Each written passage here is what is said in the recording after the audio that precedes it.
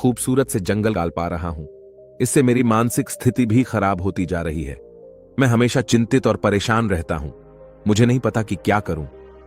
बोध भिक्षु ने ध्यान से अर्जुन की बात सुनी और फिर बोले, पुत्र, जीवन में समस्याएं और जिम्मेदारियां सभी के पास होती हैं।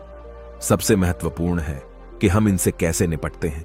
चिंता मत करो, हर समस्या का समाधान होता है।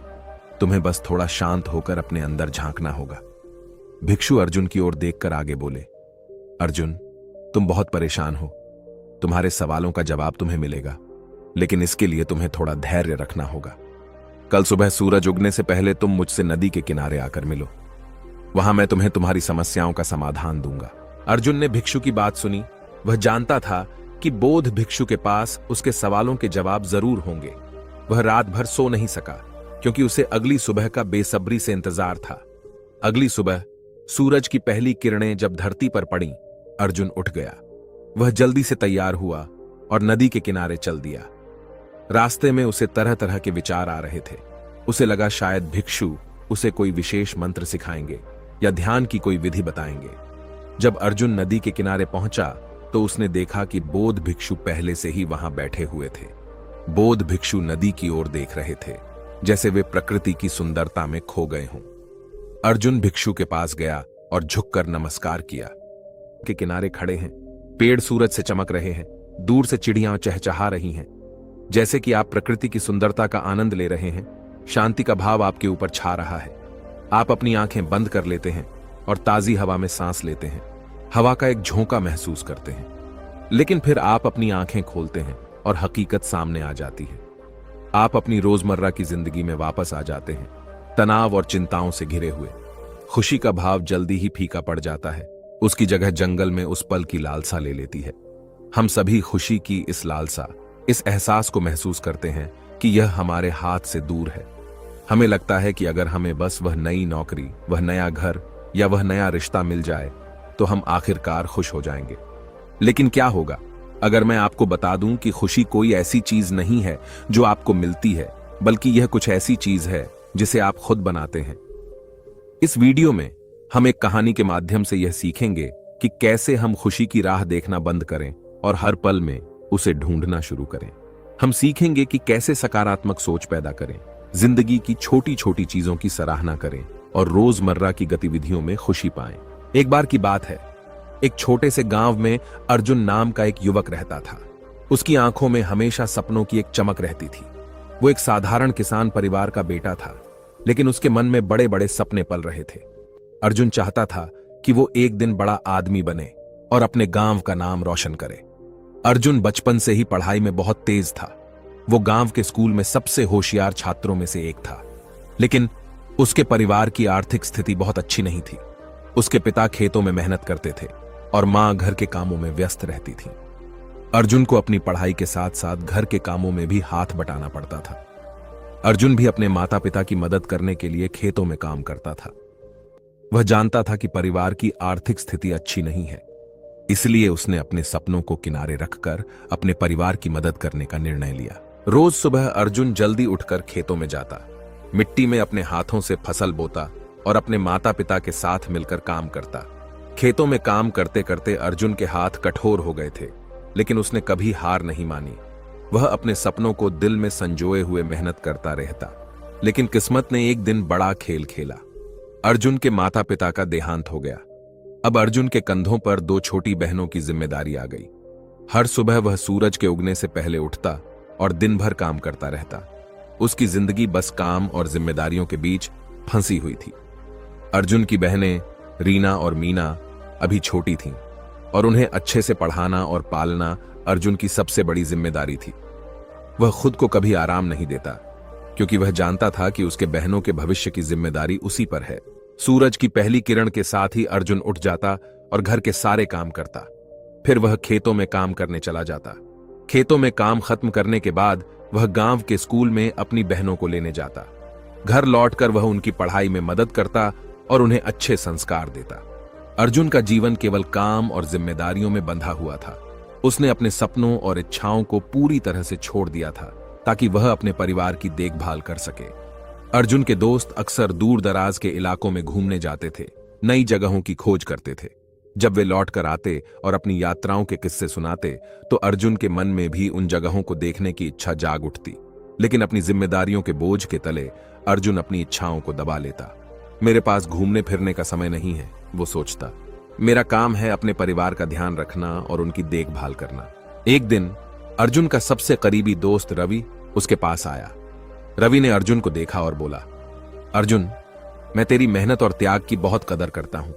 तू वाकई अपने परिवार के लिए एक जिम्मेदार इंसान है।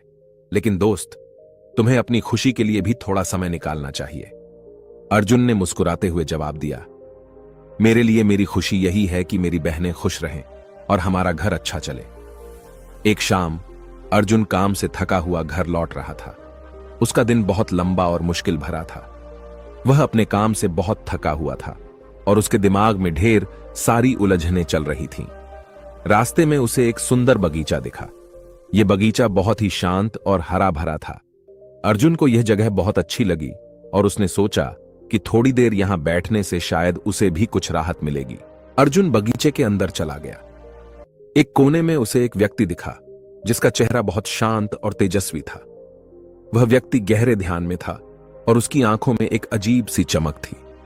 इस चमक ने अर्जुन को बहुत प्रभावित किया और वह उसकी ओर खींचता चला गया। अर्जुन उस चमक से मोहित हो गया और धीरे धीरे उस व्यक्ति के पास जाकर बोला, क्षमा करें, मैं देख रहा हूं कि आप बहुत शांति से ध्यान कर रहे हैं। मैं अपनी समस्याओं से बहुत परेशान हूं और मुझे समझ नहीं आ रहा कि क्या करूं। क्या आप मेरी मदद कर सकते हैं?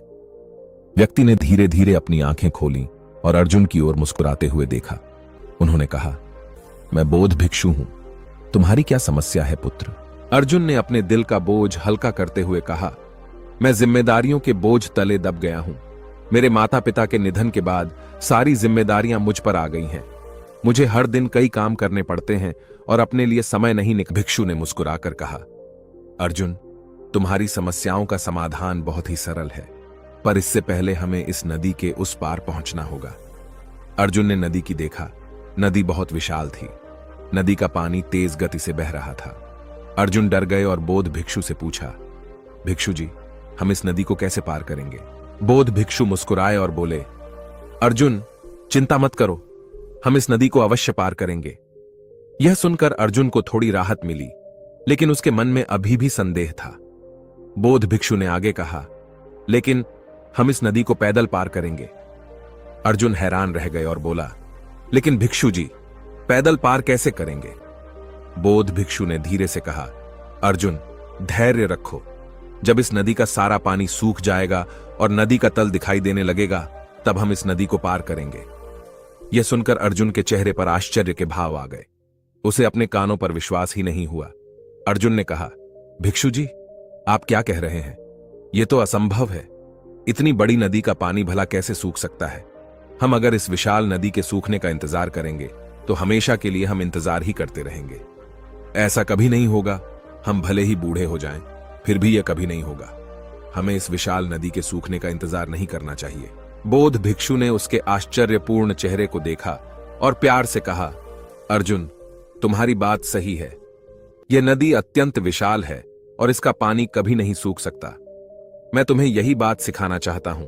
तुम भी सोच रहे हो कि जब सभी काम खत्म होंगे तब तुम्हारा जीवन बेहतर होगा, पर वास्तव में जिम्मेदारियां कभी खत्म नहीं होती, वैसे ही जैसे यह नदी कभी पूरी तरह सूख नहीं सकती।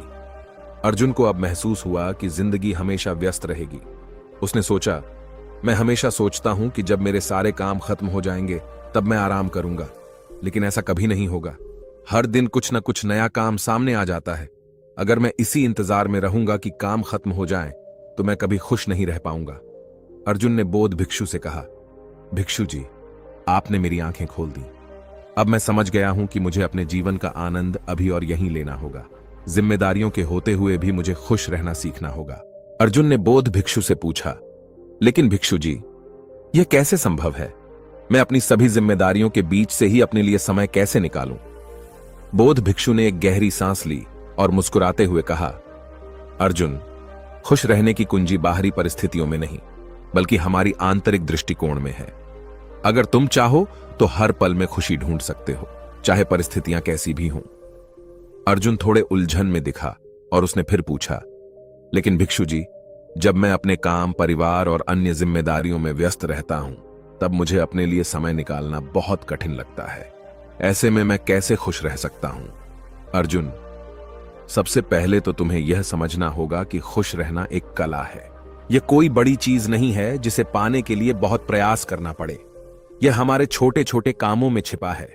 उदाहरण के लिए, सुबह उठते ही अगर तुम कुछ देर ध्यान करो, गहरी सांसें लो और दिन की शुरुआत शांत मन से करो, तो यह तुम्हें पूरे दिन के लिए ऊर्जा और सकारात्मकता देगा। या जब भी तुम्हें लगे कि तुम तनाव में हो, तो कुछ देर के लिए काम से ब्रेक लो और थोड़ा टहल लो। या तुम अपने दिनचर्या में छोटे छोटे बदलाव कर सकते हो, जैसे कि हर घंटे में कुछ मिनट अपने लिए निकालो, अपनी आंखें बंद करो और गहरी सांसें लो। बोध भिक्षु ने आगे अर्जुन से कहा, अर्जुन, यही तो जीवन का सार है। हमें हर दिन का आनंद लेना चाहिए। अगर हम हमेशा भविष्य की चिंता करेंगे तो वर्तमान का सुख खो देंगे। जिम्मेदारियां तो जीवन का हिस्सा हैं, लेकिन हमें अपने लिए भी समय निकालना चाहिए। अर्जुन ने मुस्कुराते हुए कहा, आप सही कह रहे हैं भिक्षु जी। अब से मैं हर दिन थोड़ा समय अपने लिए निकालूंगा, चाहे कितनी भी व्यस्तता हो। मुझे पता है कि यह आसान नहीं होगा, लेकिन मैं कोशिश करूंगा। भिक्षु ने कहा, अर्जुन, जब तुम अपनी दिनचर्या में छोटे छोटे बदलाव करोगे, तो तुम देखोगे कि तुम्हारी जिंदगी कितनी बेहतर हो जाएगी। तुम्हारे अंदर की शांति और खुशी बढ़ेगी। जिम्मेदारियों के बीच संतुलन बनाना सीखो और देखो कैसे तुम्हारा जीवन खुशहाल होता है। अर्जुन ने भिक्षु जी के पैर छूकर कहा, धन्यवाद भिक्षु जी, आपकी सीख मेरे जीवन के लिए अमूल्य है। अब मैं हर दिन का आनंद लेने की कोशिश करूंगा और अपनी जिम्मेदारियों के बीच भी खुश रहना सीखूंगा। अर्जुन ने अपने परिवार के साथ भी